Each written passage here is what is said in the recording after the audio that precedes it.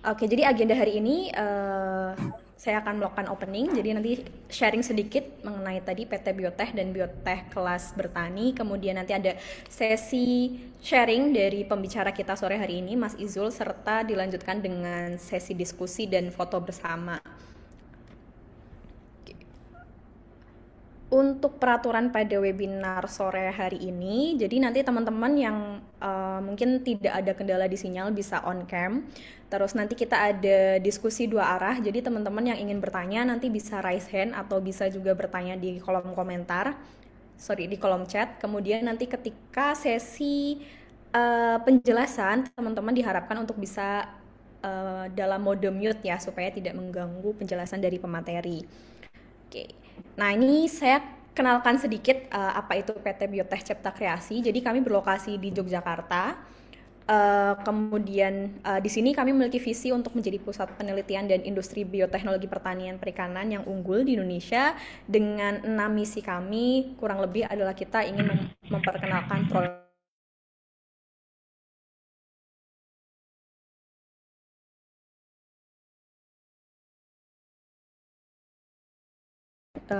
jadi kegiatan kelas dan juga pelatihan bersama dengan masyarakat umum serta juga masyarakat petani, mulai dari webinar, kemudian juga ada company visit yang bisa dihadiri oleh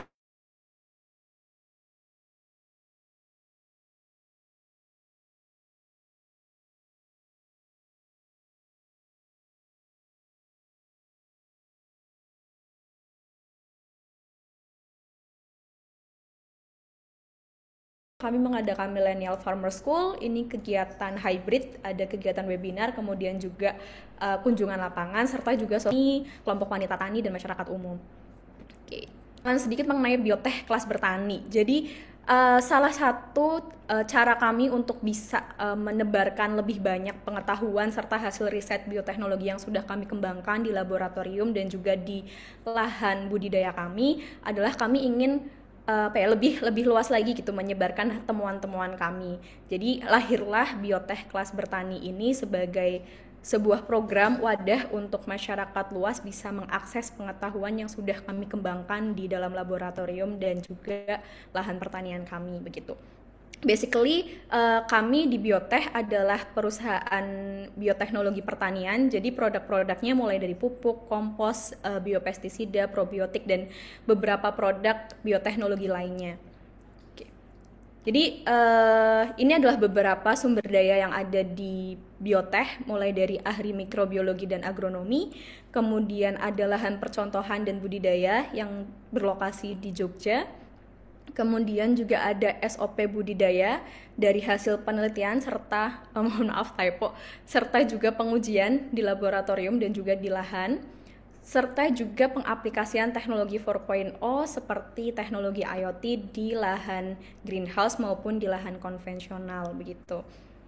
Oke. Nah, dalam biotech kelas bertani pada sesi hari ini merupakan sesi introduction gitu. Jadi bisa teman-teman akses, teman-teman sudah mendaftar secara gratis. Kemudian next pada pertemuan berikutnya kami ada dua jenis program di biotech kelas bertani, mulai dari webinar yaitu full kegiatan kelas online. Nanti juga teman-teman bisa dapat akses site visit ke lahan kami di Jogja. Kemudian materi yang disampaikan bersifat praktikal serta nanti langsung dari expert yang ada di PT Biotech. Selain kegiatan webinar atau kelas online, di Biotech Kelas Bertani juga menyediakan program intensive training gitu. Jadi untuk intensive training ini sendiri kelasnya akan full offline. Kemudian nanti teman-teman bisa belajar teorinya di kelas serta sekaligus langsung praktik di lahan begitu. Jadi materinya semuanya praktikal dan bisa langsung diterapkan di lahan budidaya. Materi juga sama disampaikan oleh ahli yang ada di PT Biotech serta sudah teruji di lahan kami dan disusun berdasarkan standar kompetensi nasional. Oke, nah ini adalah muatan konten di Biotech Kelas Bertani. Yang pertama, kami dalam menyusun kurikulum pembelajaran yang pasti adalah praktikal. Jadi nanti SOP serta juga troubleshooting, tips and trick itu harapannya bisa segera dipraktekkan begitu. Jadi kami upayakan dalam penyusunan materi adalah itu sepraktis mungkin gitu. Dan kemudian selain praktikal juga tetap tidak tertinggal pengetahuan mendasar supaya nanti teman-teman juga tetap punya ilmu dasarnya begitu dan bisa mengkreasikan pengetahuan yang sudah didapatkan di Biotek kelas bertani serta standar kompetensi nasional di mana kurikulum pembelajaran di Biotek kelas bertani kami susun berdasarkan SKKNI ataupun KKNI.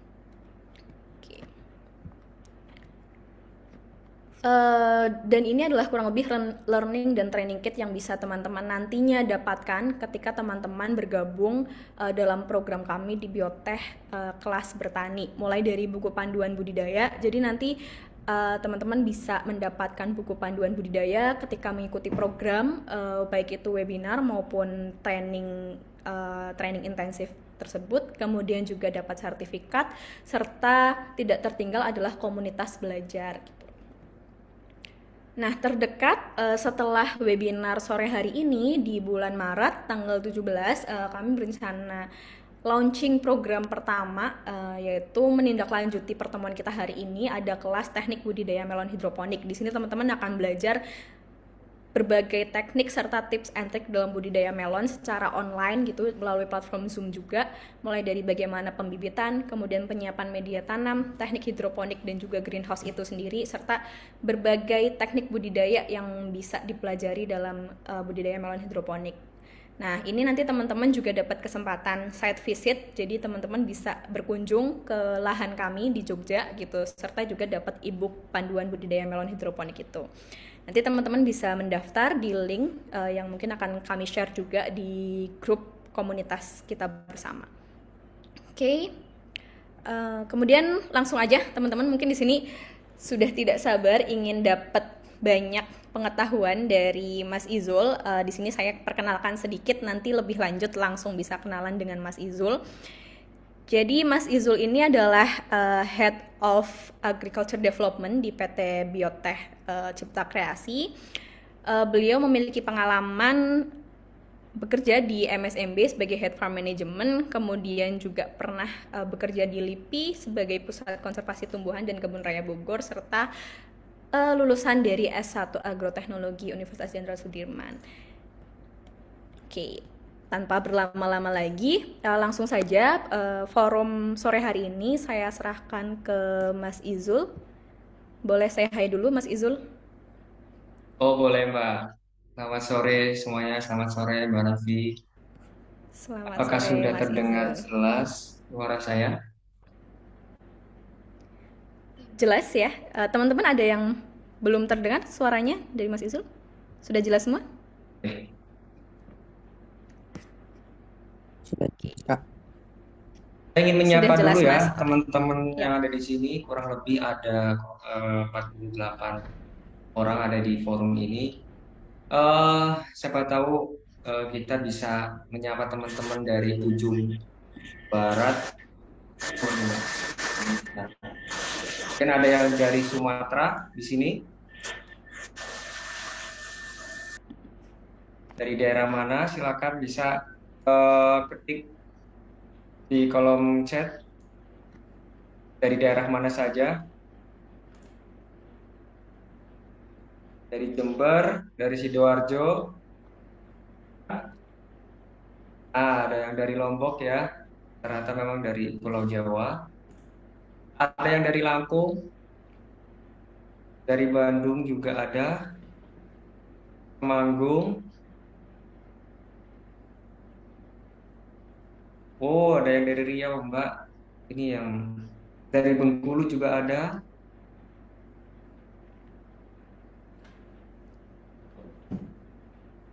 Luar biasa ya. Ada lagi mungkin yang dari Aceh, Papua.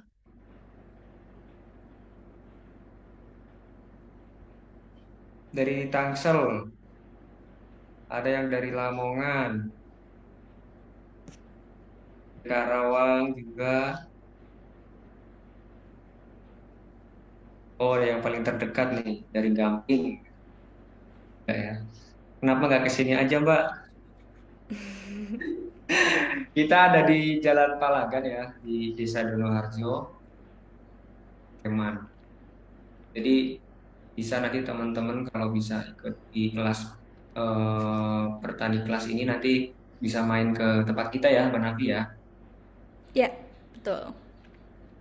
Oke, sebelumnya terima kasih atas waktunya Mbak Nafi dan terima kasih pada teman-teman semuanya, Bapak Ibu yang saya hormati sudah berkenan hadir dalam eh, bincang biotek kali ini. Dan nanti ini akan ada follow up-nya terkait training daripada eh, hidroponik melon. Saya izin share screen ya, Mbak, untuk materinya. Ya, boleh Mas.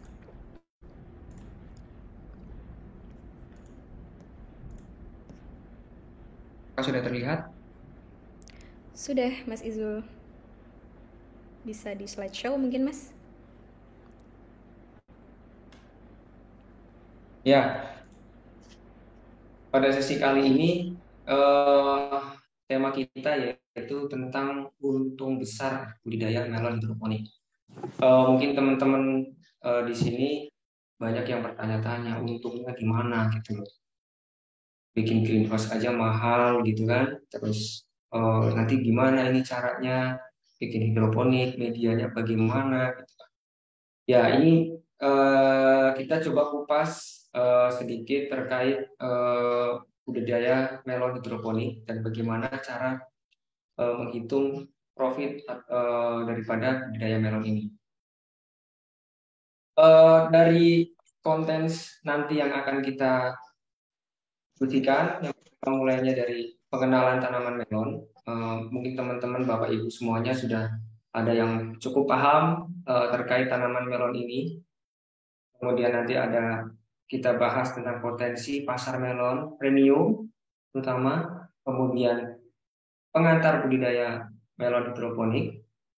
Nah, ini baru pengantar dulu. Nanti kalau sudah ingin lebih detail lagi, pengen lebih spesifik lagi, ingin lebih dapat eh, lebih jauh tentang hidroponik melon, nanti bisa gabung dengan kita. Kemudian yang terakhir adalah estimasi HPP dan keuntungan budidaya hidroponik melon. Oke, mungkin mulai dari taksonomi melon ini ya, teman-teman. Eh, di sebelah kanan kita itu banyak keluarga melon. Dia adalah satu keluarga, yaitu namanya Cucurbitaceae. Ada paria atau kita bilangnya pare, terus ada juga gambas, itu juga masuk Cucurbitaceae. Kemudian ada mentimun, ada labu, labu juga ada labu madu tipe butternut, kemudian melon dan watermelon atau semangka. Varietasnya apa aja? Wah, jangan ditanya, Mbak. Ini cukup banyak sekali ya varietas-varietas, apalagi di melon. Mengapa melon ini banyak sekali jenisnya? Jadi para pemulia di bidang kukurbitase ini, apa keragaman genetiknya itu sangat sangat luar biasa untuk keluarga kukurbitase, apalagi melon ini. Sangat beragam, mulai dari sisi eh, morfologi buah, terus nanti dari segi ketahanan tanamannya. Nah, mereka sekarang lagi berlomba-lomba untuk menciptakan varietas melon yang diminati oleh beberapa pasar dan beberapa petani yang sebagai produsennya. Nah, menurut Pak Izar di bukunya tahun 1997, jenis melon ini dibagi menjadi dua sebetulnya, native dan winter. Oriental ini ada referensi lain yang mengapa saya mencantumkan oriental melon ini. Oke, kita bahas dari native melon dan winter melon. Kalau dilihat dari morfologinya jelas, sepertinya native melon ini memiliki buah yang cukup keras karena diliput oleh lapisan kulitnya yang cukup tinggi, kulitnya itu yang cukup keras. Kemudian ada yang kemudian netnya atau berjari. Dan native melon ini memiliki karakter daya simpan buahnya yang cukup lama. ini ada korelasi antara kulit buah yang keras dengan daya simpan buah yang lama. Dibandingkan dengan yang winter melon, jenis winter melon ini kulitnya lebih tipis, kemudian halus kulit melonnya, dan satu lagi dia tipis sehingga dia mengakibatkan tidak setahan daya simpannya dengan tipe native melon ini. Seperti itu. Nanti kita akan lebih detail lagi. Di native melon itu ada apa aja jenisnya, di winter melon itu ada apa aja. Nah, untuk yang oriental melon ini saya tambahkan karena ini memang cukup booming sekali ya. Sebenarnya ini melon bukan berasal dari lokal atau dari Indonesia, ini introduksi dari Asia Timur, Korea lah kita bilang. Ya, kita biasanya di supermarket itu dibilangnya melon Korea seperti itu ya, atau chamoy, namanya chamoy melon. Nah, untuk di jenis native melon ada tipe hamigu atau tipe muskmelon. Kalau nama ilmiahnya yaitu Cucumis melo variety reculatus. Masuknya dalam tipe hamigu atau melon hami. Nah, ini asalnya dari Cina. Jadi introduksi dari Cina. Kalau dilihat dari morfologi buahnya, netnya tidak setebal yang awal yang tadi saya sampaikan di native melon ini. Dia tetap punya net tapi sangat tipis. Namun daya simpannya ini cukup lumayan lama dibandingkan dengan yang winter melon. Nah, ada beberapa varietas yang tipe hamigu ini yang saya kenal dari non music itu ada New Century. Nah, itu nanti teman-teman bisa belajar, bisa tahu bagaimana cara menanam New Century. Itu ada di beberapa YouTube saya pernah lihat. Jadi ada satu New Century dari non music. Kemudian masuk ke tipe muskmelon yang tipe rock atau melon, masih dengan variety yang sama, reticulatus. Nah, ini yang sangat diminati oleh para petani. Di sisi lain harga benihnya yang murah, gitu kan? Kemudian dia sudah diproduksi secara lokal, di Blida, banyak beberapa produsen benih sudah menciptakan varietas tipe rock melon ini, sehingga bisa memiliki mereka menciptakan varietas ini dengan memiliki ketahanan terhadap penyakit. Seperti sekarang ada dari di PTBC itu Amanda Tavi ya. Kemudian Tavi atau tahan virus, dia sudah tahan virus. Kalau dari East West itu ada Gracia, terus ada Alina, kemudian untuk yang dari Rizwan itu seperti Intanon. Nah, Intanon ini sudah masuk ke dalam premium. Tapi kalau yang tadi seperti yang Rock Melon tadi itu belum masuk premium karena mungkin kualitas buah atau kemanisan daripada kemanisan ataupun teksturnya mungkin tidak sebagus dengan buah Intanon ini, sehingga pasar itu lebih atau konsumen lebih suka dengan buah Intanon. Nah, ini harga benihnya juga cukup mahal ya. Ini benih dari Belanda, Swan. Kalau Intanon itu udah beberapa sudah masuk supermarket seperti Superindo, gitu, kemudian Indogrosir, dan beberapa di mall-mall juga sudah masuk. Tetapi ini juga selain harganya mahal, namun banyak juga yang sudah bisa menanam Intanon ini di lahan.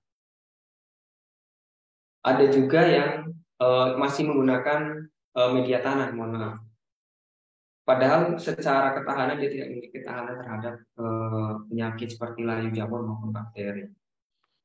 Nah, inilah uniknya melon ini, banyak jenisnya, banyak sekali gitu. Tetapi harganya segmennya sangat beragam seperti itu. Kemudian masuk ke cantaloupe. Nah, ini cantaloupensis ini masih masuk ke dalam jenis native melon karena dia memiliki jaringnya atau net. Nah, bedanya adalah dia memiliki garis seperti ngebasket kalau bahasanya teman-teman di lapangan itu, para marketing benih dan dan para petani itu kita bilangnya ngebasket ya, kayak bola basket. Nah, secara kulit buah dia lebih tebal, tahan terhadap daya simpannya karena sangat tebal. Jadi kalau dibentur-benturkan ya, kalau misalkan dibawa ke Jakarta gitu kan, biasanya kalau pakai truk itu banyak yang lecet gitu. Nah, ini tidak mempengaruhi di dalamnya karena cukup tebal kulitnya.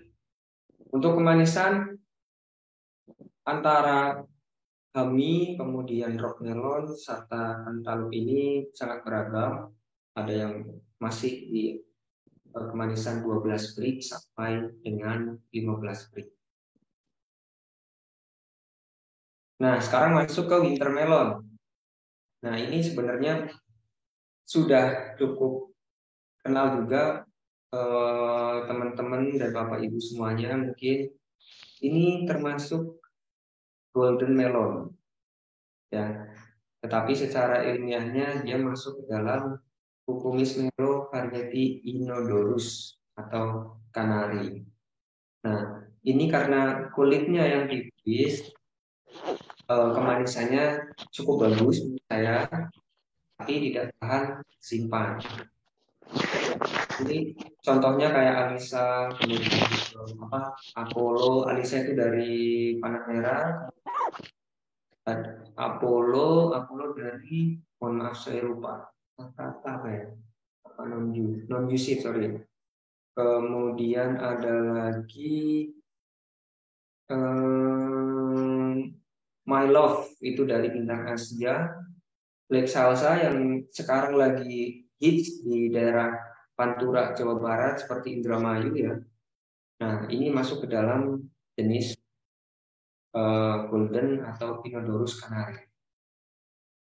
Kemudian masuk ke masih Inodorus tapi namanya Kasaba. Kalau ini cukup langka ya di Indonesia, tapi beberapa ini masih menciptakan varietas ini di beberapa wilayah. Itu seperti contohnya dari Meksiko, itu coral itu Meksiko, namanya Pil de Sopo. Kemudian ada juga namanya King Show, itu nama varietasnya. Kalau di sini cukup langka di Indonesia, ini rata-rata di Amerika. Kemudian masuk ke dalam honeydew. Nah, ini tipe honeydew juga ya cukup ramai ya di Indonesia. Kalau dari non-dusif itu namanya Dalmatian. Nah, ini yang Dalmatian itu ada corak kayak seperti yang sebelah kiri tengah. Nah, ini masuk ke dalam honeydew. Kemudian ada juga yang di bawahnya itu tipe atas dan bawahnya itu kayak honeydew, honey globe dari non-dusif. Ini sama masih belum bisa punya daya simpan yang cukup bagus karena kulitnya yang tipis. Kalau dari kemanisan dan brisnya juga sangat beragam, ada yang teksturnya ada yang juicy, ada yang crunchy, tapi kayaknya lebih banyak ke crunchy. Kalau kemanisan sama masih beragam di 11 sama 15 prik.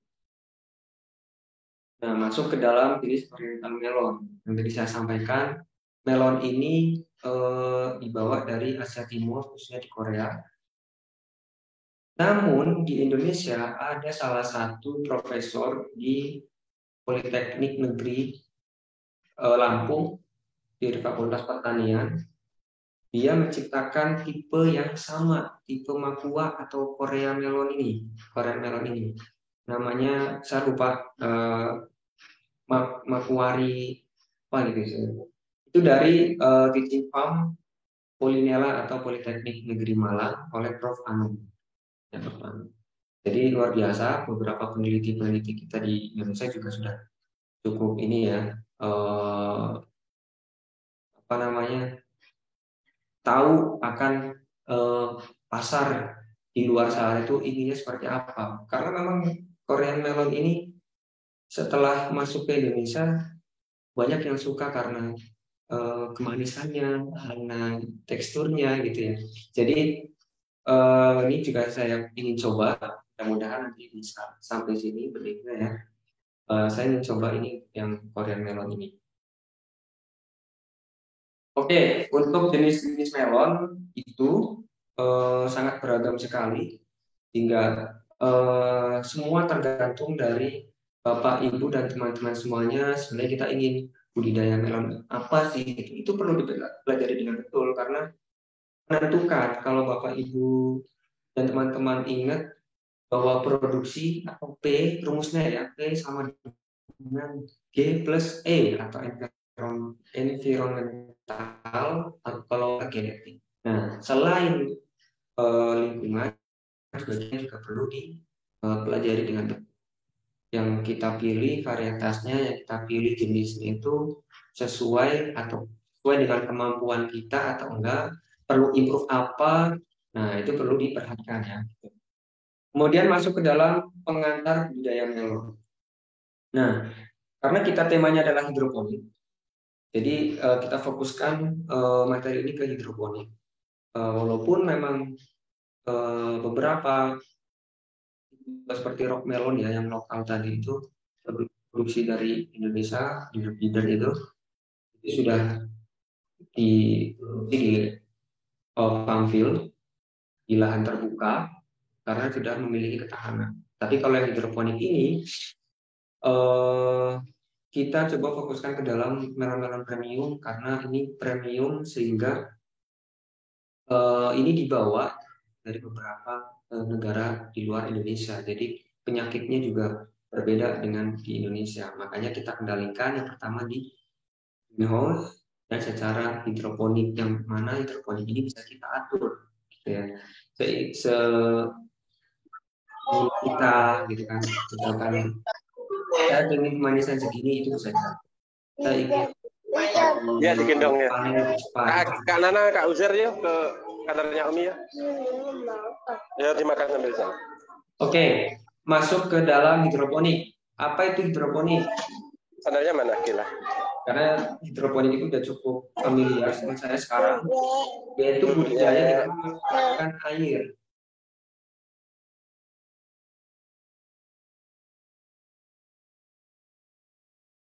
Halo, Mas Izil, mohon maaf. Ya. Ke-mute suaranya. Kami budidaya hidroponik itu dengan memanfaatkan air tanpa menggunakan media tanah. Itu menekankan pada pemenuhan nutrisi daripada tanaman itu sendiri. Nah, banyak sekali jenis-jenis hidroponik ini atau teknik hidroponiknya, nanti kita bahas sedikit yang sering digunakan di budidaya melon. Kemudian greenhouse. Greenhouse ini sudah banyak dimiliki oleh para petani sekarang. Mereka sudah melek teknologi. Di dalam greenhouse-nya banyak sekali teknologi yang diterapkan seperti suhu, kelembaban, kemudian juga mengatur intensitas cahaya dengan menggunakan grow light ya. Kemudian ada juga pengontrolnya atau pengendalinya, itu controllernya juga ada sendiri. Nah, ini sehingga dengan adanya teknologi yang terintegrasi di dalam greenhouse ini bisa membantu kita untuk mengontrol tanaman kita dari jarak jauh dengan menggunakan aplikasi di HP maupun browser di dalam laptop atau komputer. Nah, greenhouse ini menurut saya ada dua secara konstruksinya. Itu materialnya ada yang menggunakan galvanis, ada yang juga menggunakan greenhouse. Ini masing-masing bisa, semuanya sama, yang saya dapatkan info dari teman saya di PT Spesies Indonesia, ketika menanam tomat di greenhouse menggunakan bambu dan greenhouse menggunakan besi hollow, itu tidak mempengaruhi atau tidak berbeda nyata, apa saja itu. Cuma perbedaannya adalah modal dan apa namanya, keawetan daripada materialnya. Jelas kalau misalkan kayak bambu kurang lebih bisa kita pakai 5 tahun. Kemudian kalau menggunakan besi itu lebih, pengetahuan saya sampai 10 lebih. Bilang maintenance-nya juga bagus. Nah, fungsi daripada greenhouse ini juga bisa mengendalikan tanaman kita baik dari cuaca maupun hama penyakit. Makanya inilah fungsi greenhouse untuk tanaman budidaya. Nah, saya ingin menjelaskan terkait syarat tumbuh tanaman melon. Mungkin teman-teman saya ingin bandingkan aja ya di open field ini di dalam greenhouse. Nah, kalau lamanya penyinaran dalam greenhouse itu kita bisa modif. Kalau biasanya di open field itu 10 jam, minimal itu bisa modif di 6 jam. Gitu. Jadi kalau kita ingin menyingkat masa atau waktu panen, ya dengan cara memperpanjang lama penyinaran. Jadi semakin karena dia fotosintesis, nah jadi apa namanya, untuk menghasilkan metabolisme itu lebih panjang, lebih apa namanya, siklusnya akan menjadi lebih pendek. Kemudian kecepatan angin, jelas kalau di open field kita nggak bisa atur ya, karena itu alam, maksimal itu bisa 20 km per jam, yang bisa menyebabkan tanaman kita itu bisa patah, gitu kan. Kalau protective greenhouse, menurut saya malah bisa sampai 0 ya, maksimal 5 km per jam. Itu mungkin karena ada kita pakai fan gitu atau expose gitu. Jadi kita bisa terkendali tanamannya. Kemudian untuk curah hujan, kalau di open field bisa sampai 3.000 mm per tahun, deras, curah hujan cukup tinggi. Kalau protective greenhouse kita terlindungi. Kelembaban di open field 30%. Kalau di protective greenhouse bisa modif mau berapa aja bisa, dari 40 sampai 70%, sesuai dengan syarat tumbuhnya. Suhu, nah suhu ini bagi dua, suhu siang dan suhu malam. Suhu siang itu 25 kalau di open field, sampai bahkan kalau lagi panas banget ya, itu 35. Nah, sayangnya kalau di greenhouse ini bisa sampai 40. Kenapa? Karena tertutup. Nah, sehingga kita bisa kendalikan ini tadi dengan menggunakan misal diizinkan untuk menurunkan suhu atau misting. Kemudian tadi diatur dinyalakan kipas fan-nya. Kalau konstruksi greenhouse-nya juga harus standar, harus ada ventilasinya. Gitu. Nah, kalau suhu malam di open field bisa lebih rendah di 18. Kalau di greenhouse itu 20 derajat Celcius. Kemudian kalau open field ini yang seperti kalau saya nanam melon itu di open field itu bukan nggak bisa, apa namanya ya, cukup resiko kalau kita ditanam di dataran yang sangat tinggi karena curah hujannya sangat tinggi ya. Jadi yang bagus ya open field 1 sampai 700 mdpl. Tapi kalau greenhouse mau dari mana aja, mau dari dataran rendah, dataran menengah, dataran tinggi, itu masih bisa. Nah inilah kelebihan-kelebihan daripada kita menggunakan greenhouse untuk tanaman kita. Nah, masuk ke dalam media tanam. Nah, media tanam ini untuk sistem hidroponik sangat beragam. Ada yang menggunakan kokopit. Apa itu kokopit? Ini kalau di Jogja bilangnya sepet gitu, limbah serabut kelapa yang dihaluskan. Harganya menurut saya lebih atau cukup murah. Dia sebagai penyimpan air yang baik. Kekurangannya apa? Dia memiliki zat tannin yang berbahaya untuk tanaman kita. Itu kekurangannya. Nah, terus gimana? Nah, untuk menghilangkan zat tannin ini, kita lakukan cucian kokopit ini. Ada syaratnya, nanti saya mungkin ada sesi tertentu. Intinya untuk zat tannin ini, gimana caranya? Tannin itu warnanya merah. Ketika kita cuci kokopitnya, airnya itu tandanya sudah bening. Jika kita siram si kokopit di atasnya, kemudian nanti dia akan keluar air dari hasil cucian itu, apakah masih merah. Nah, tandanya sudah bersih itu dia sudah berwarna bening air pencuciannya. Masuk ke dalam sekam bakar. Sekam bakar ini limbah dari cangkang padi yang dibakar. Ini lebih steril. Harganya kalau saat ini yang saya tahu lebih mahal di rambut kelapa atau kokopit itu. Nah, kalau ini aerasi atau pori-pori udara di dalam media tanam itu lebih bagus. Nah, selain itu juga dia anti jamur. Ya, jadi sekam bakar ini saya lihat pokoknya yang berupa bakar, bakar atau sekam bakar, karena dia sudah bersifat bahasa dari karbonat itu kan yang dibakar. Jadi dia bisa menstabilkan pH media tanam ini. Kekurangannya apa? Nah, ini kekurangannya dia kurang menyimpan air. Nah, kalau yang kami lakukan di sini untuk hidroponik yang kita lakukan di sini, kita menggunakan media kokopit di bawahnya dan sekam bakar. Boleh kalau yang sekarang saya pakai arang. Jadi saya kasih arang di atas kokopit.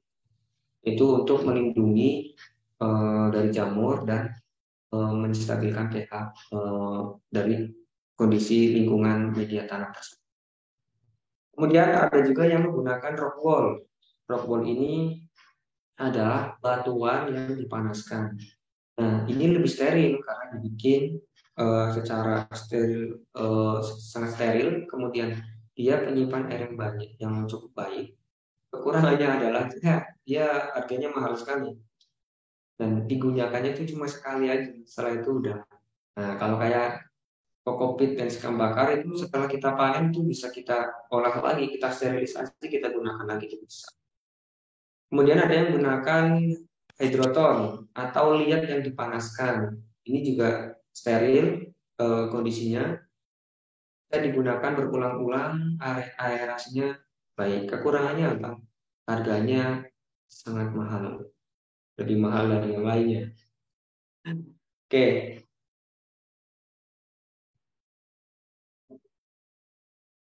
Oke, masuk ke dalam sistem hidroponik.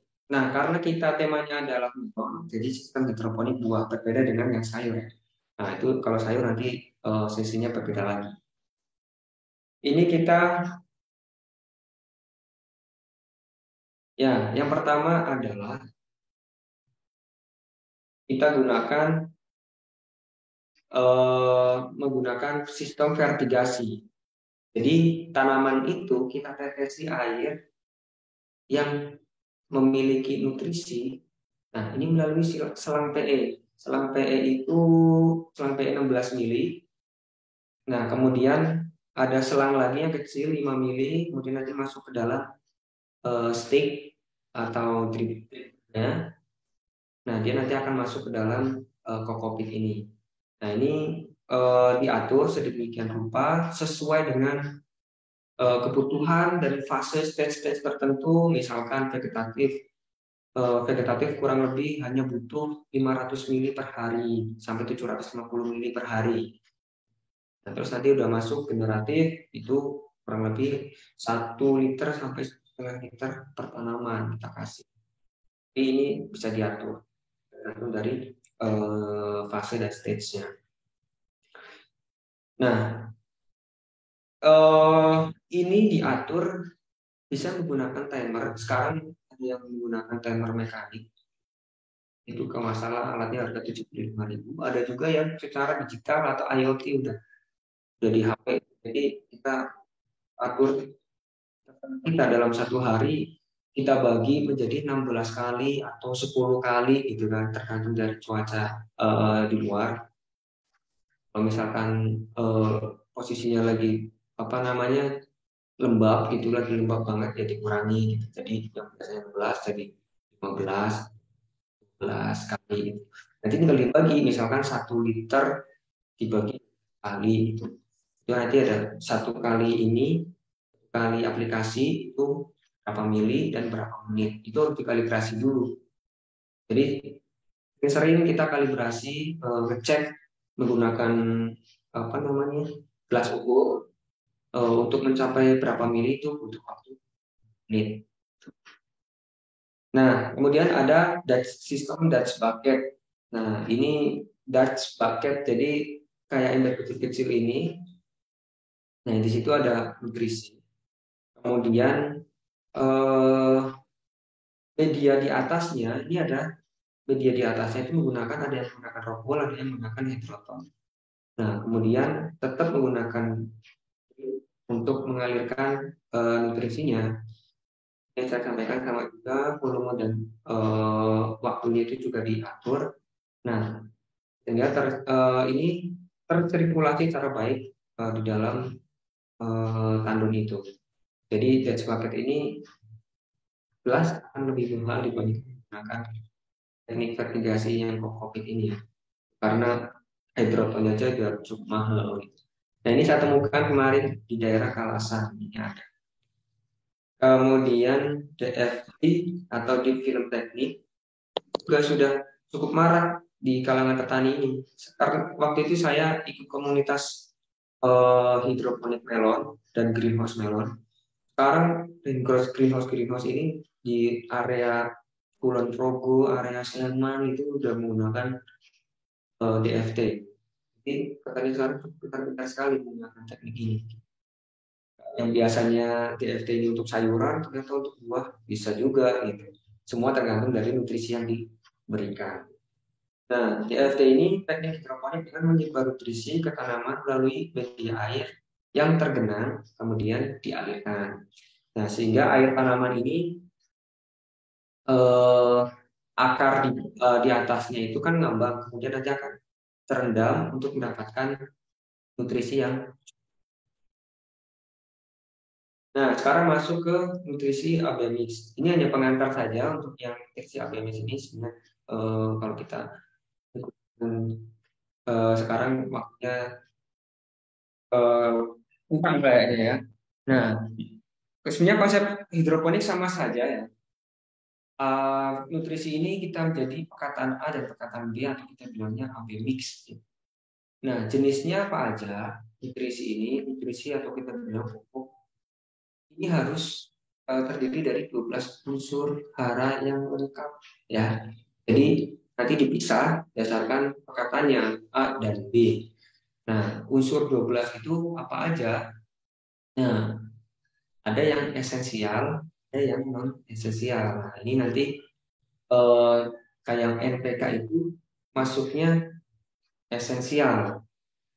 CAMGS juga masuknya esensial. Tetapi untuk yang di bawah yang hara mikro ini non esensial. Jadi ketika misalkan dibutuhkan itu tidak mengganggu siklus hidup tanaman.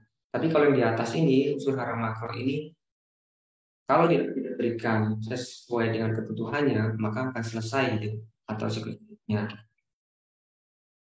Oke, terus tadi maaf kenapa dipisah sih antara perkataan A dan B? Nah, dengan dua perkataan itu A dan B atau secara terpisah itu untuk menghindari reaksi awal unsur hara, unsur yang kita berikan. Nah, pada saat bahan itu masih mentah, oke, Tapi kalau sudah dilarutkan, ketika dicampurkan, itu akan menimbulkan apa namanya ya, endapan atau menggumpal, sorry dia menggumpal dan endapan itu juga sangat mempengaruhi. Makanya ada rumus tertentu gitu. Jadi ada rumusnya. Kita bikin A dan B itu ada rumusnya. Jadi nggak bisa semena-mena kita mencoba usaha tersebut. Contoh lah, misalkan yang ini ya, kayak saya misalkan lagi apa namanya meleng gitu,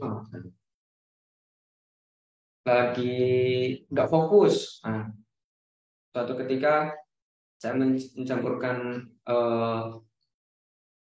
unsur P dan Ca dalam satu botol, campurkan itu. Karena saya lagi nggak fokus, ya akhirnya hasilnya menggumpal. Nah, makanya ini ada rumus tertentu mana yang A, mana yang B. Nanti di pelatihan masuk ke dalam training ini nanti saya jelaskan terkait ini bagaimana cara menggunakan cara meracik A dan B. Apa mix. Kemudian kita masuk ke dalam pemeliharaan tanaman. Nah, kalau saya bilang ya, kalau saya urutkan ranking tanaman yang paling selama ini saya paling rumit gitu ya, bukan paling rewel. Yang pertama adalah cabai, yang kedua adalah ini melon. Yang menurut saya kalau teman-teman sudah belajar cabai, itu nanti tingkat kesabarannya itu udah siap untuk wah kalau aku udah bisa nanam cabai berarti saya udah bisa nanam melon. Kalau saya standarisasinya seperti itu. Kalau udah bisa nanam cabai, wah berarti bisa nanam melon. Berarti bawahnya lagi bisa nanam bawang. Jadi ada tingkatan yang menurut saya segitu. Karena memang saya ketika di lapangan seperti itu. Saya untuk ranking itu cabai masih yang paling rewel. Kemudian untuk yang melon ini, untuk di hidroponik yang kita lakukan saat ini adalah perawatannya. Kita karena si melon ini kan dia tanaman yang merambat, lilitan tali aji rambatan. Itu kalau kurang lebih kemarin saya nanam 1.200 tanaman itu bisa per hari itu jangan sampai lewat. Itu kan dia melilit setiap hari saya lilitkan. Atau nanti ada operator video saya yang di lapangan itu gampang saya bisa nilai. Kalau misalkan ada yang ketinggalan, wah ini berarti dia meleng, dia lagi nggak fokus kerja gitu.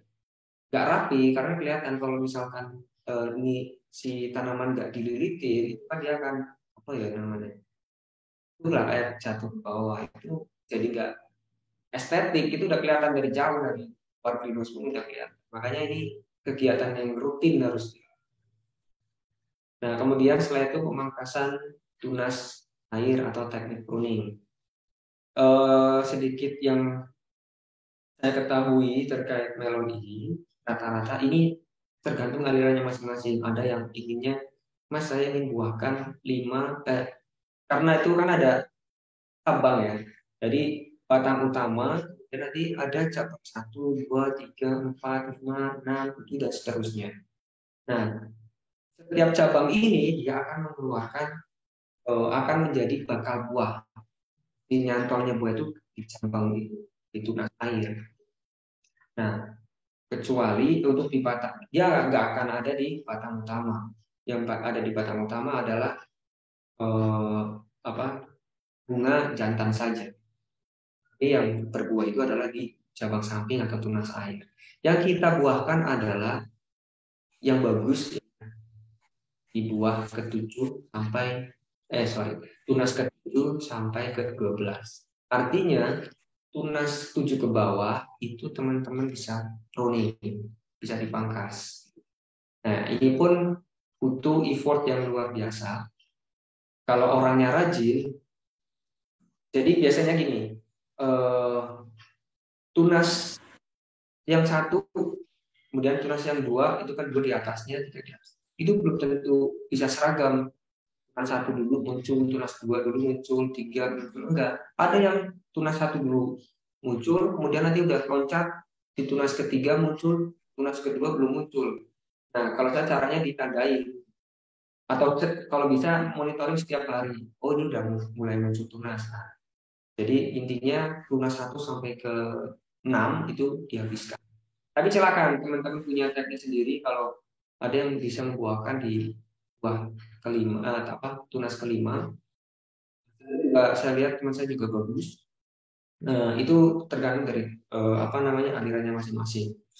Tapi kalau saya sarankan buah, kalau enggak gini, kalau Mas takutnya nanti buah ke 7 sampai 12 gagal semua kombinasinya. Oke, nggak apa-apa. Itu bisa kalau jawabannya seperti itu. Mulai dari kelima, itu berarti artinya jangan dipangkas. Jadi pangkaslah tunas 1 sampai ke 4. Nah, limanya itu sebagai backup ketika nanti di tunas ke 7 sampai ke atas itu gagal semua polinasinya. Dia memunculkan buah yang bagus. Kemudian masuk dalam polinasi. Nah, kita tahu kalau morfologi melon ini kan dia ada 2 nih. Saya lihat kayak kemarin itu saya tanam Inkalmon, Anissa, sama Raripo. Dia uniseksual monoseus. Jadi bunga jantan betinanya dalam satu tanaman, tetapi letak posisinya berbeda. Jantannya ada di batang utama, betinanya ada di tunas. Tetapi pas kemarin saya coba nanam black salsa, ternyata dia hermafrodit. Jadi dalam satu bunga itu udah ada jantan dan betinanya. Itu menguntungkan kita gitu. Tapi tetap aja karena posisinya ada di greenhouse, kita butuh polinasi untuk memastikan buah itu harus jadi. Kalau tanpa kita polinasi kita nggak tahu nanti bakal jadi nggak nih buahnya seperti itu. Nah, polinasi ini dilakukan sebaiknya kurang lebih di pukul lebih pagi lebih bagus sebelum matahari naik, kurang lebih di jam 10. Kalau terlalu panas, polen itu sudah kering. Kemudian kepala putik juga itu sudah kering. Ketika polinasi terlalu siang, dia nggak sempurna polinasinya gitu. Nah, ini triknya ya. Jadi teman-teman bisa perhatikan polinasi ini harus lebih pagi lebih bagus. Kemudian setelah polinasi udah muncul buah, nah waktunya kita seleksi buah. Jadi teman-teman juga bisa memilih seleksi buah yang paling ideal, yang terbaik. Cirinya seperti apa, Mas? Cirinya adalah ketika buah sudah sebesar telur. Nah, cirinya adalah dia harus simetris. Kalau ada yang bentuknya nggak simetris, ada yang mencong ke kanan, ada yang mencong ke kiri, gitu kan. Ada yang lonjongnya nggak rata. Nah, itu jangan dipilih. Yang dipilih adalah yang simetris. Ketika memang dia bentuknya bulat, itu kan kalau setiap varietas ada ininya ya, karakternya masing-masing ya, ada yang buah bulat, ada yang itu juga harus perhatikan. Sesuai dengan tujuan. Kalau misalkan kayak Alisa itu harusnya lonjong, berarti yang dicari adalah yang bulat tapi tetap simetris. Setelah itu pemotongan pucuk tanaman. Ya, karena ini sebenarnya kayak pemangkasan tunas air, kemudian pucuk tanaman, kita pangkas-pangkas itu ada tujuannya. Yaitu karena transfer nutrisinya itu nggak kebuang ke tunas-tunas yang nggak kita butuhkan, udah fokus ke dalam. Kalau misalkan fruit fill atau pembesaran buah itu sudah fokus ke situ aja, jadi tidak di transfer ke bagian-bagian tanaman yang bagian tanaman yang enggak. Nah, potong pucuk tanaman itu karena dia selalu tumbuh ke atas, jadi kurang lebih dihitung di not 23 sampai 25. Nah, itu baru pangkas topi. Ya, nggak mubazir nutrisinya yang diberikan. Selain itu ada ya pangdangan HPT, tidak menutup kemungkinan di dalam greenhouse itu walaupun kita sudah misalkan kita lalai, kita punya greenhouse, kita punya lahan di luar, gitu kan. Kita pagi-pagi sudah lahan duluan gitu. Terus tahu di situ ada whitefly atau kutu kebun nempel di dalam kaos gitu kan. Nah, kemudian ada kutu-kutuan bisa nempel atau bahkan misalkan nggak sengaja megang tanaman kita, tanaman cabai di lahan, kena virus CMV, karena CMV itu kan sifatnya penularannya melalui mekanis dari tangan ke tangan, sentuhan secara sentuhan, kemudian kita masuk ke dalam greenhouse, tentu tanaman-tanaman kita, ya akhirnya kita tanaman kita sendiri yang kena di dalam greenhouse. Jadi tidak menutup kemungkinan pengendalian HPT ini juga tergantung dari humannya. Jadi perlu diperhatikan, harus disiplin. Kalau pagi dan perlahan, kalau punya dua ini ya, dua ada greenhouse, ada lahan, fokuskan pagi atau prioritas di greenhouse dulu baru perlahan. Nah, untuk penyemprotan atau pengendalian HPT ini masing-masing nanti ada sesi sendiri terkait sama penyakit tanaman melon ini. Bagaimana caranya mengatasi atau mengendalikan misalkan kutu kebul di dalam melon, itu ada caranya. Kemudian gimana cara mengatasi penyakit gemi stem blight, powdery mildew, kemudian downy mildew, kemudian gemini virus, thrips gitu-gitu. Nanti ada sesi sendiri. Jadi intinya ini punya cara masing-masing, tapi saya akan kasih triksnya menggunakan atau penggunaan pengendalian HPT yang terintegrasi dan kalau bahasanya orang OPT itu secara bijaksana gitu. Nah, masuk ke dalam potensi melon trending. Nah, ini beritanya sudah cukup di mana-mana, selain di media massa, di media cetak, di media sosial, ini juga udah banyak ya orang-orang yang nanam melon. Kenapa? Karena jualnya tinggi, pasarnya banyak gitu, di mana-mana.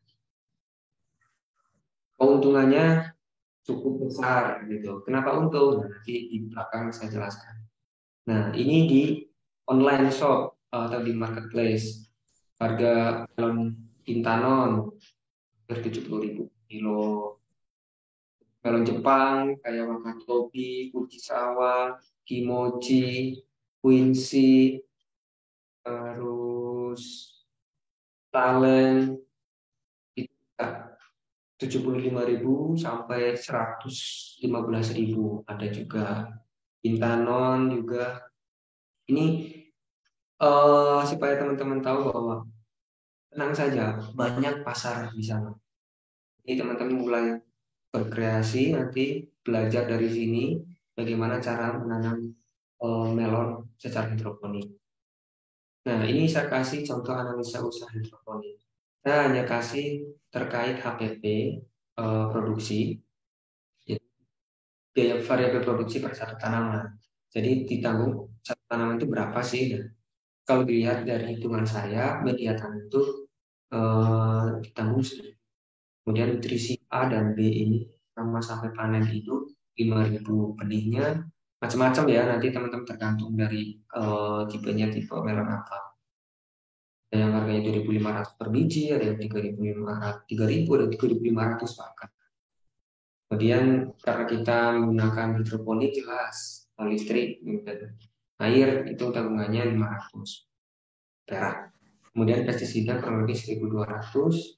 Nah, ini untuk tenaganya 1.800 sampai 2.200. Memang kalau kita pikir tenaga juga cukup besar ya peranannya. Kurang lebih kalau di total itu HPP per tanaman per produksi selama satu kali musim atau panen itu 12 sampai 12.700. Nah, sedangkan harga rata-rata melon hidroponik dari produsen, dari petani itu kalau kita jual itu ada yang harganya 20.000, ini tergantung dari tipe melonnya, ada yang sampai 35.000. Ada juga yang sampai 50.000, tapi ini saya belum lihat pasarnya, tapi saya dengar-dengar memang ada yang sampai 55.000.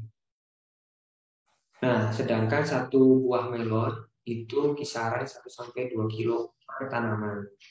Kalau misalkan satu tanaman itu menghasilkan 1 kilo saja, nah tanaman itu kita dapat 35.000. Kalau kita bisa menghasilkan 2 kilo atau 2 buah, kalinya 40 sampai 70.000 per tanaman. Nah, jadi keuntungan untuk pertanaman itu bisa sampai 8 juta, 22.000 sampai dengan masa panen. Ada yang umurnya 65 panen, ini per satu musim. Nah, kita contohkan studi kasus yang ada di sini. Kita punya greenhouse itu 400 meter kuadrat dan kita isi kurang lebih 1.200 tanaman. Biaya produksinya itu kurang lebih 12.500 musim per tanaman. Jadi kurang lebih ada 12 juta. Kurang lebih 12 sampai 15 juta lah. Nah, potensi hasil pertanamannya itu kita anggap satu buah aja dengan bobot 1,5 kilo. Nah, harga per kilo buah panen segar itu 35.000. Jadi kalau 100 tanaman dikali 1,5 kilo dengan harga 35.000, kita dapat 63 per musim per satu selama 75 hari. Ya, mungkin itu saja yang bisa saya sampaikan. Nanti teman-teman bisa diskusi dengan saya. Siapa tahu ada yang kurang jelas bisa ditanyakan. Kita sharing aja ya. Ini itu Mbak Nafi, terima kasih. Assalamualaikum warahmatullahi wabarakatuh. Waalaikumsalam warahmatullahi wabarakatuh.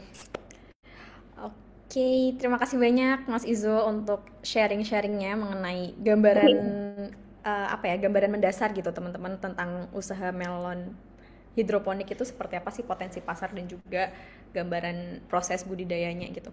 Nah, selanjutnya kita masuk ke sesi tanya jawab karena tersisa beberapa menit untuk kita diskusi. Jadi untuk teman-teman Bapak Ibu yang ingin berdiskusi bisa raise hand, bisa untuk diskusi secara langsung. Silahkan kalau ada yang mau diskusi secara langsung, saya buka untuk 2 penanya pertama. Yang tertarik diskusi secara langsung, oke. Ada dari Kak Dian Wahyu. Boleh, mungkin satu pertanyaan dijawab dulu gitu aja ya Mas Izul ya. Oke, langsung 2 ternyata. Oke, kami tampung dulu untuk Kak Dian dan Kak Ali Imron untuk bertanya. Kak Dian boleh unmute dan on kamera untuk diskusi secara langsung. Halo Kak Dian. Ya, halo. Ada suaranya? Ya, oke. Suaranya masuk Kak. Kalau memungkinkan boleh on kamera juga Kak. Oh, untuk on kamera maaf Mbak sebelumnya. Karena lagi di luar juga gitu lah, tempatnya lagi. Oke. Mungkin kan. Oke, it's okay. Silahkan Kak. Ya, untuk paling nanya, untuk pangsa pasar aja sih, kita kan sebagai pembudidaya, musuh utama kita yaitu mungkin bukan musuh ya, kita bilangnya adalah goalsnya kita.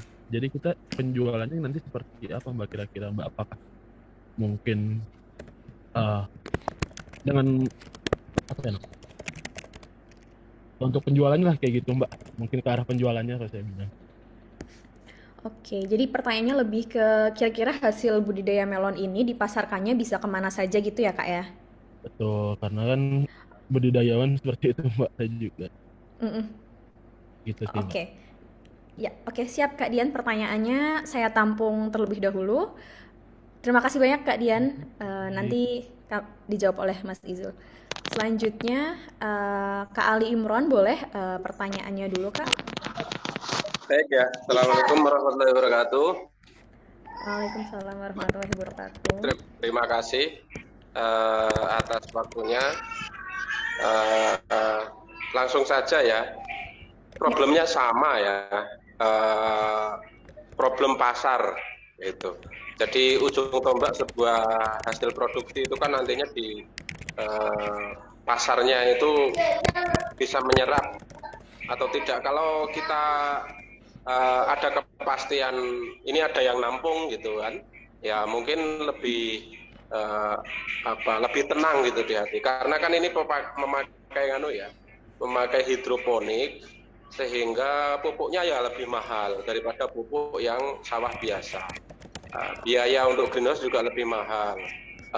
Pengairannya juga harus memakai selang-selang itu. Nanti kalau jatuhnya ke pasar umum, pasar buah gamping gitu ya, itu kan kita dihadapkan dengan harga melon konvensional yang itu biaya perawatan produksinya kan jauh lebih rendah tuh. Nah, itu kan pasti kita kalah harga tuh. Nah, maka ada nggak untuk Biotek yang ini apa? Growmac ini punya jaringan pasar yang sudah terbentuk dan bersedia menerima hasil panenan dari kelas kita ini. Nah, gitu. Saya kira cukup itu aja dulu. Assalamualaikum warahmatullahi wabarakatuh. Oke, baik. Waalaikumsalam warahmatullahi wabarakatuh. Karena pertanyaannya cukup sama ya, Mas Izul, mungkin bisa di-share sedikit Mas Izul tentang ini ya, gambaran pasar untuk melon premium hasil budidaya dari proses hidroponik dan greenhouse ini biasanya itu potensinya kemana saja gitu. Mungkin gambaran segmen marketnya gitu kali ya Mas ya. Saya ingin tanya dulu, Pak Dian itu di daerah mana? Domisilinya mana?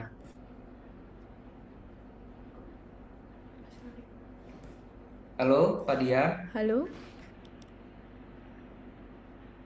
Halo, Pak Dian. Oke, ini aja ke Pak Ali Imron. Jadi saya dengar Pak Ali Imron itu masih di area Jogja ya, Pak ya? Di mana? Di Gamping ya? Iya.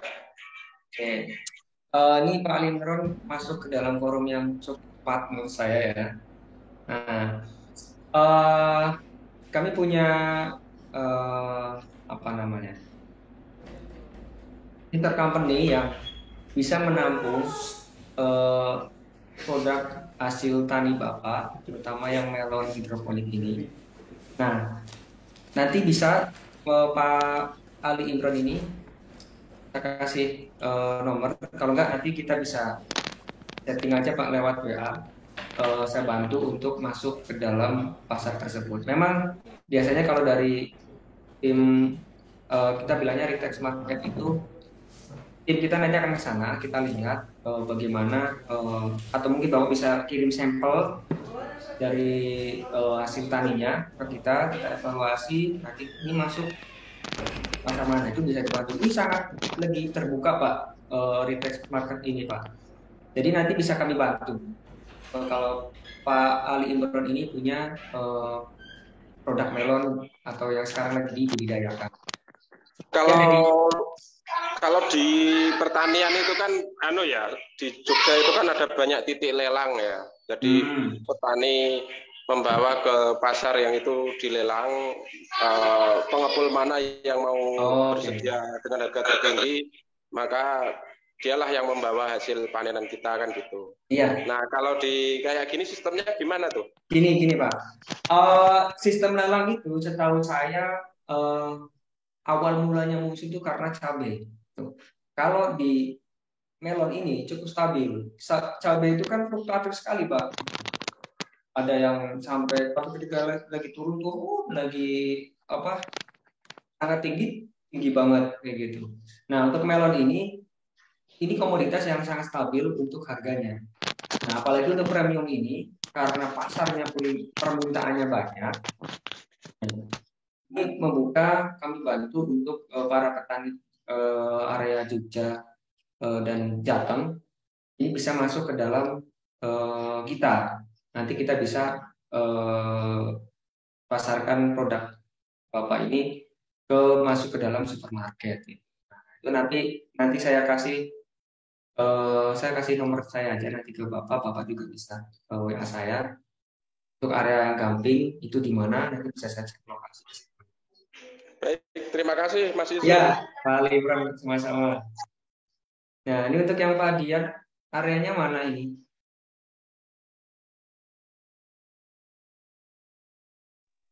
Ya, Di Mas. Bandung, Mas Izul. Dari Bandung, Mas. Oke, di Bandung. Sudah memulai hidroponik, Pak Dian? Sebenarnya kalau memulai belum Mas, karena saya mengikuti ini buat cari tahu dulu gitu Mas. Lingkupnya seperti apa, terus eh, perhitungannya secara ya tadi HPP dan segala macamnya. Dan yang paling penting saya ingin tahu pangsa pasarnya kita kemana saja, karena kalau misalnya kita memulai usaha tapi tanpa pangsa pasar sama aja gitu, kita nggak tahu mau dikemanain barangnya kayak gitu sih. Tapi selebihnya untuk wilayah Jawa Barat sih Mas, kayak gitu. Oke, gini Mas, saya panggilnya Pak Dian, sorry.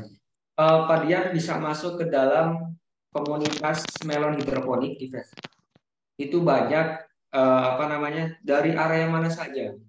Di situ nanti bisa dibantu untuk area Bandung, untuk melon hidroponik itu serapannya kemana.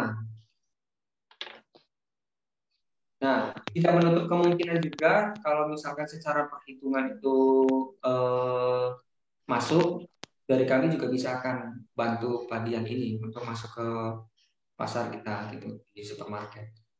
Tapi yang jelas kalau hidroponik tadi kan udah disampaikan sama Pak Ali Imron, kalau kita tuh di pasar itu bingung dibenturkan dengan harga melon yang konvensional gitu.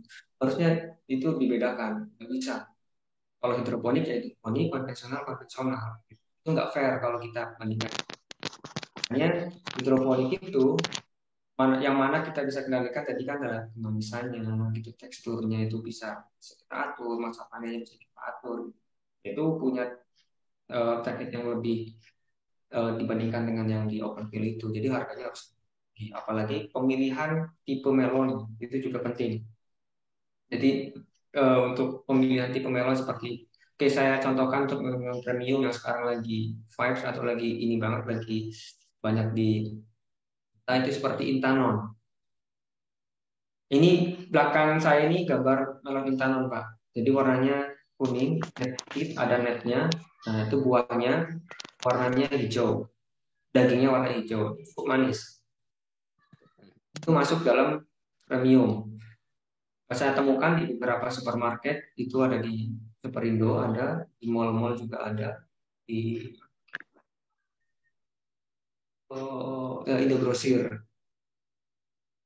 Nah, memang kita perlu bantu nih ya para petani-petani kita di lapangan karena mereka kesulitan. Kita mau buang kemana nih barang?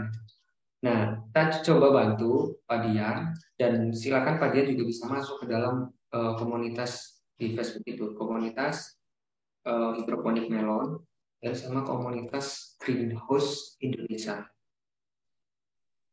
Oke, baik. Berarti di situ udah ada semua ya, Mas ya? Ya, itu nanti Pak Dian bisa feeds di situ area mana nih yang bisa mengambil atau nyerap barangnya Bapak. Ya, Bapak. Oke, baik. Terima kasih, Pak. Ya, sama-sama. Halo Pak. Ya, oke. Sudah cukup terjawab ya, Pak Dion dan Pak Imron. Ya, sudah, Mbak. Terima kasih. Ya, sama-sama. Terima kasih Mas Isul, jawabannya masih ada kesempatan untuk satu penanya lagi dan ini sepertinya Bapak Selamat sudah ingin bertanya ya Pak ya. Jadi boleh langsung aja ya Mas Isul satu pertanyaan lagi Ya, sebelum kita boleh. akhiri sesi diskusi hari ini. Oke, silakan. Silahkan Pak Imron. Pak Selamat, mohon maaf.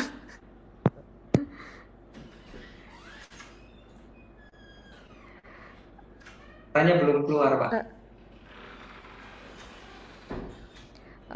Mohon maaf suaranya belum keluar Pak Selamat mungkin. Nah ini sepertinya sudah terdengar. Oh mungkin bisa dilepas aja Pak ini headsetnya. Headsetnya. Ada tuh. Bisa? Cek. Ya. Oke, masuk ya? Ya, masuk. Yo. Assalamualaikum warahmatullahi wabarakatuh. Waalaikumsalam, Pak Selamat.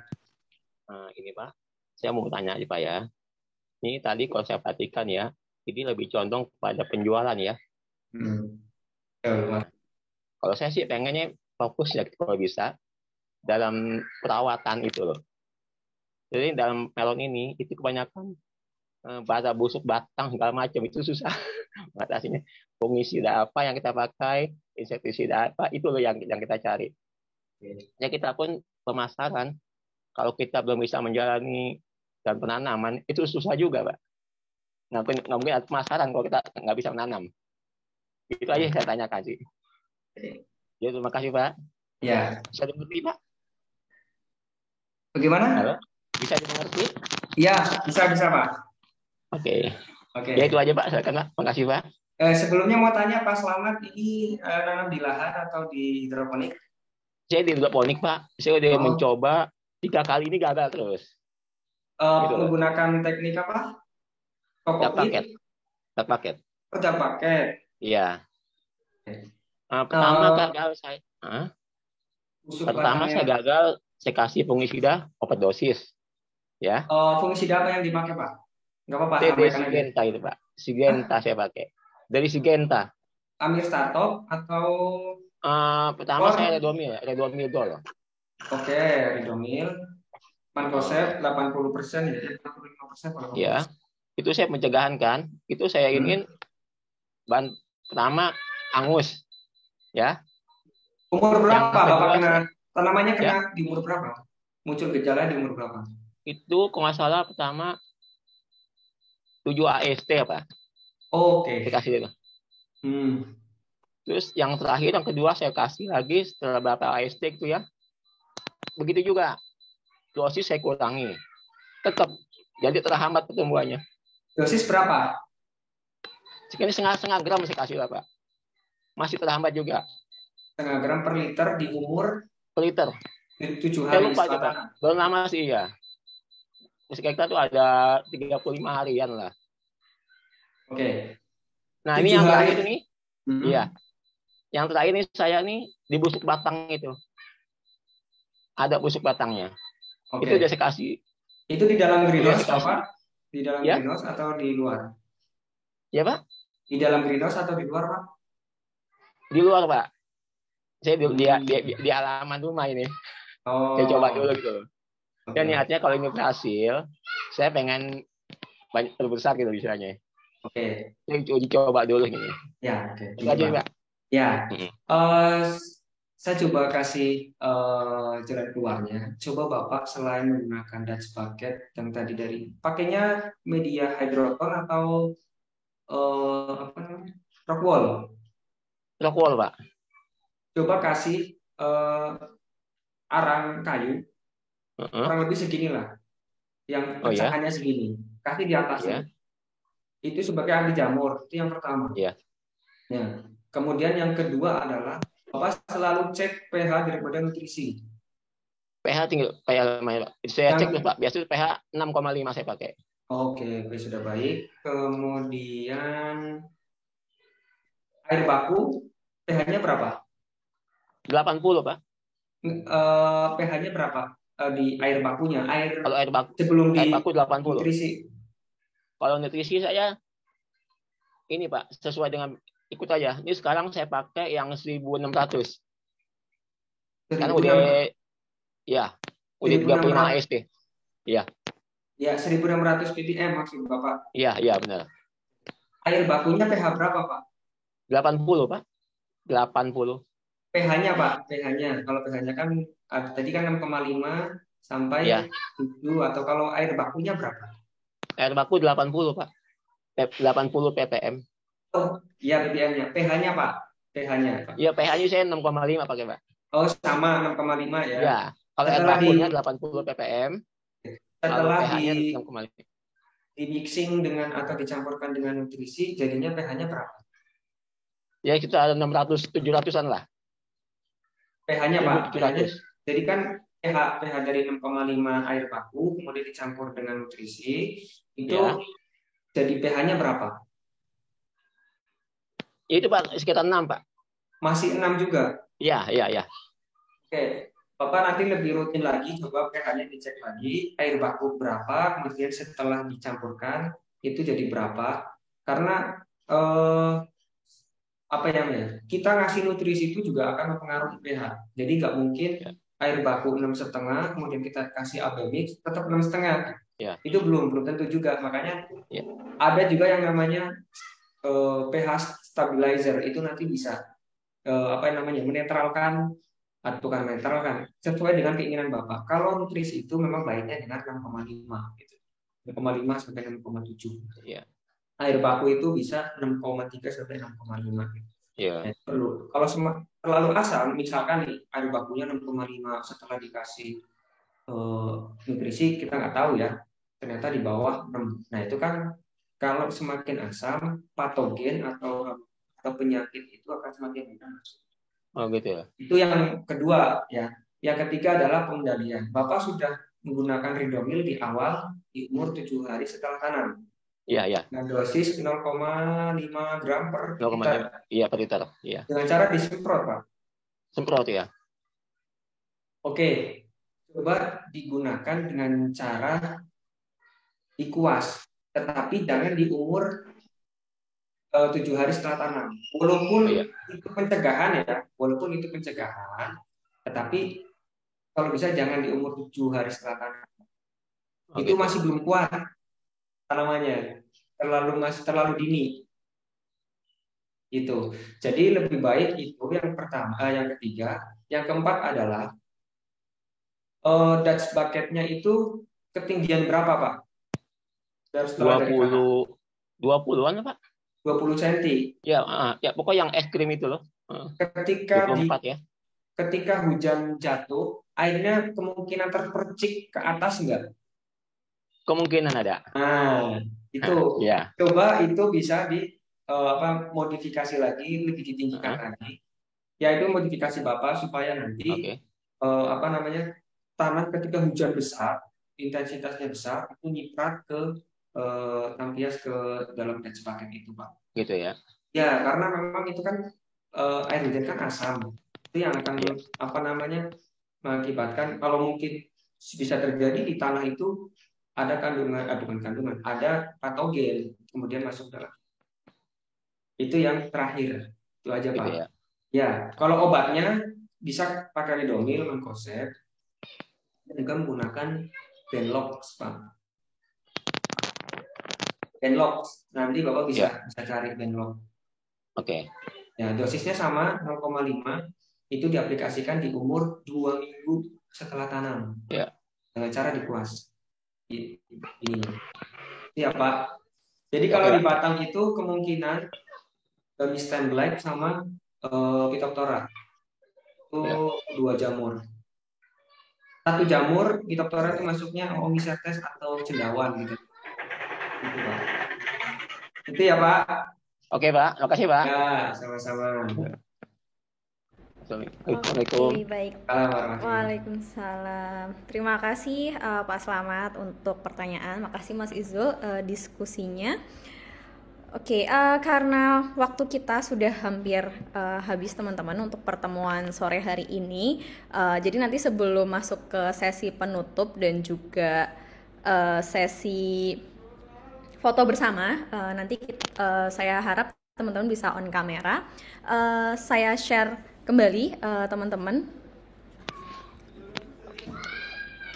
Jadi buat teman-teman yang tadi mungkin masih belum jelas seperti pertanyaan Pak Slamet, ingin tahu lebih detail gitu mengenai teknik-teknik dalam budidaya melon hidroponik, mulai dari tadi pollination harusnya seperti apa, kemudian pruning, pemberian nutrisi harus seperti apa, mulai dari pembibitan sampai penyiapan media tanam dan pemanenan, teman-teman bisa join ke kelas terdekat kami di Biotech kelas bertani teknik budidaya melon hidroponik di bulan Maret.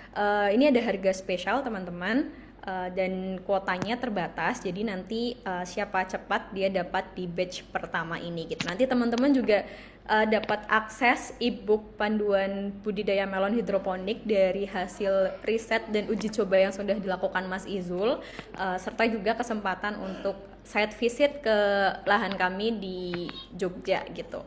Nah, selain itu juga nanti teman-teman yang tertarik untuk bisa belajar secara intensif offline gitu, datang langsung ke lahan kami dan juga dapat pembinaan secara langsung selama waktu yang diperlukan gitu. Nanti teman-teman bisa kontak kami melalui nomor WhatsApp kami. Nanti juga ada tergabung juga di dalam grup. Jadi yang pengen belajar lebih intensif lagi juga bisa kontak kami dulu gitu, karena kelasnya akan kami sediakan juga dalam waktu terdekat gitu. Oke, untuk info lebih lanjutnya teman-teman bisa cek di Instagram kami di @pt_biotech atau di LinkedIn dan website kami, serta nanti juga ada WhatsApp yang tergabung ke dalam grup. Sekian teman. Afi Ya, tadi yang Pak gimana Mas Izul? Pak siapa? Pak Selamat, Pak Ali Ya. Imron. Pak Ali ya? Ya.